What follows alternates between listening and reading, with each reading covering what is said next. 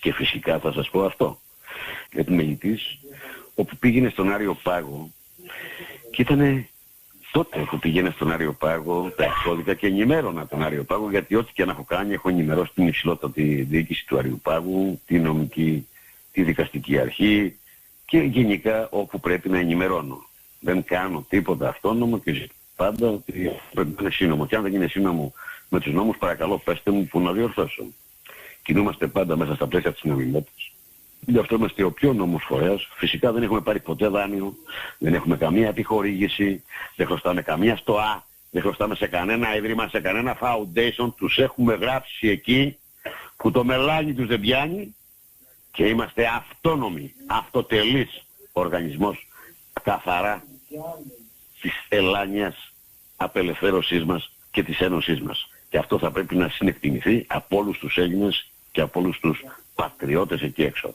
Δεν θα μας αγοράσει κανένας, δεν θέλουμε να μας βοηθήσει κανένας, θέλουμε τον ίδιο τον Έλληνα με την ίδια του την αυθονία, με την ίδια του την ψυχή να εισέλθει και να ενωθεί στην ολότητά του. Και δεν χρειαζόμαστε τίποτε άλλο. Έχουμε τα πάντα και μπορούμε να κάνουμε την τεράστια μεταρρύθμισή μας. Χωρίς να μας χρηματοδοτήσει ούτε κανένα αμερικάνικο εβραϊκό σιωνιστικό κλαμπ, ούτε κανένας άλλος κερατάς. Δεν χρωστάμε σε κανέναν. Έτσι λοιπόν βλέπουμε, δεν έδινε τα εξώδικα στον Άριο Πάγο, όταν είχε βγει η απόφαση των 600 και ένα χρόνο έπειτα, που πήγε και τα άλλα τα παγκόσμια ταμεία, ρωτάει ο άνθρωπος, γιατί έδινε στους αντισαγγελείς, τον εισαγγελέα του Άριου Πάγου και στον πρόεδρο του Άριου Πάγου, στους αξιωματούχους. Τώρα παιδιά, τι γίνεται εδώ, δεν βλέπετε? Ναι, γιατί ο κύριος Σόρας λέει έχει κανένα παράπονο από εμάς? Αυτά είναι τα λόγια για τα οποία τα έχει ανηκομπεί ο άνθρωπος. Είναι λόγια του Άριου Πάγου. Τι πρόβλημα έχει ο κύριος Σόρας αφού αφώθηκε για τις κατηγορίες του? Βεβαίως τα 600 δις είναι του κύριου Σόρα, δεν έχουμε κανένα πρόβλημα. Ναι, λέει, αλλά τι γίνεται, οι Άγιοι δεν τα παίρνουν. Τι ακριβώς γίνεται? Λέει, αυτό είναι πολιτική βούληση. Α, είναι πολιτική βούληση. Μάλιστα.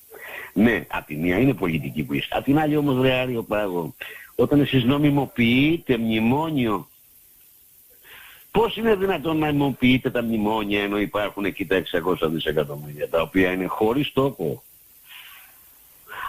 Άρα δεν είναι πολιτική βούληση το μνημόνιο, δεν μπορείτε να το σταματήσετε, ενώ έχετε δίπλα στα 600. Όχι. Ναι. Θέλετε να πείτε ότι είστε και πολιτικά παιδιά. Και βεβαίως ο Άριος Πάγος, και βεβαίως η δικαστική αρχή, έχει πάρει επίσημη θέση.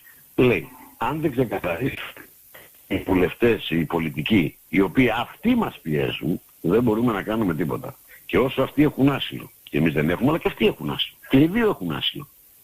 Και η δικαστική εξουσία έχει άσυλο, αλλά και η πολιτική εξουσία.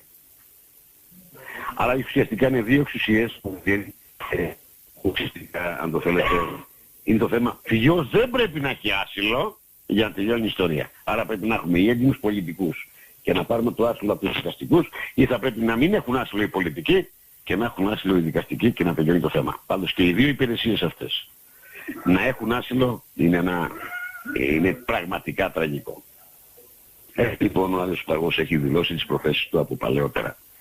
Ρωτάει για τα παγκόσμια ταμεία, αυτά όλα τα ποσά που υπογράφονται και υπογράφονται από παγκόσμιους δικαστές, μα δεν υπογράφει ο Σόρας, δεν υπογράφει ο πρόεδρος του FBI, υπογράφει ο πρόεδρος της CIA, υπογράφει οι πρόεδροι όλων των χωρών, υπογράφουν οι τραπεζίτες οι κεντρικοί, υπογράφει ο ΙΕ, υπογράφουν 48 δικαστές.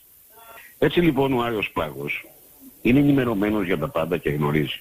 Άρα σήμερα όταν βλέπουμε σε κάποια δικαστήρια να λέει κάποιος εισαγγελέας, και θα θυμίσω λίγο την υπόθεσή μας τώρα στα δικαστήρια, δηλαδή εσείς πιστεύετε ότι υπάρχουν?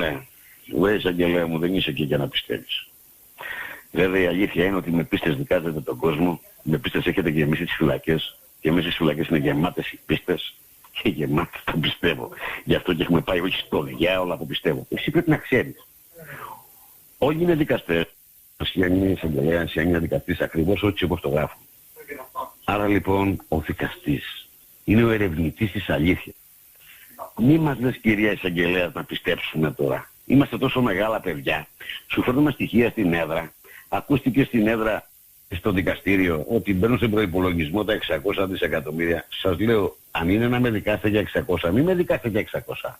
Είναι 2.3.875 και έκοψα τα 600 και τα έφερε στην Ελλάδα και το ίδιο συμβόλαιο έχει άλλα 7-3 από πίσω. Δικάστε με για όλα δηλαδή. Μην μου κάνετε τώρα σκόντο. Απ' την άλλη, Είναι πολύ πιο απλά τα πράγματα για να τελειώνουμε μία και διαπαντός με τη γελιότητα και ο Έλληνας πρέπει να σταματήσει. Βάζουν λοιπόν 4 δικαστές που τους πιέζουν όλοι οι διάολοι και τους παίρνουν όλοι τηλέφωνο ότι θα τους διώξουν, ότι μπορεί να έχουν και σκανδαλάκια κι άλλα. Υπάρχουν και καθαροί άνθρωποι στη δικαιοσύνη, μπορώ να το πω. Και φυσικά τους πιέζουν και βγάζουν ό,τι απόφαση θελήσει, ένα καθεστώς μαύρο που είναι με τα τηλέφωνα ή με τις αόρατες φωνές.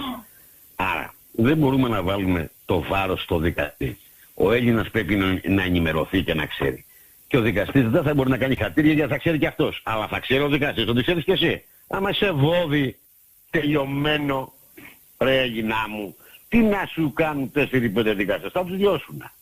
Είναι άνθρωποι με δουλειά και θα τους διώσουν. Και φυσικά έχουν και πολλά.